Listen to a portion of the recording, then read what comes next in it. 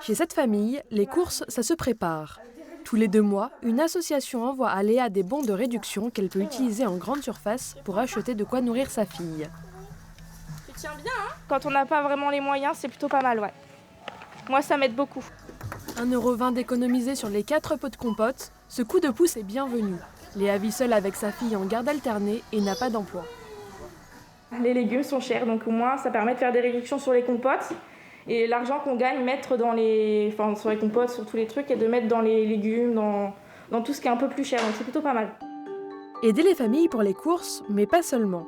L'association promeut aussi le fait maison en proposant des recettes conseillées par des pédiatres.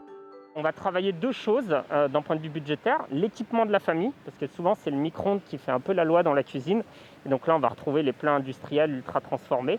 Et le deuxième point hyper important, c'est que là, on est en train d'essayer de développer des solutions budgétaires pour permettre aux familles d'acheter des produits bruts moins chers. En France, 1 enfant sur 5 vit sous le seuil de pauvreté. La sous-alimentation et les déséquilibres alimentaires sont plus fréquents chez ces familles en difficulté financière. Et c'est la santé des enfants qui peut être affectée sur le long terme. Les conséquences, elles sont bien sûr dans l'enfance, avec éventuellement des obésités ou à début précoce, mais elles sont surtout pour l'adulte, en fait.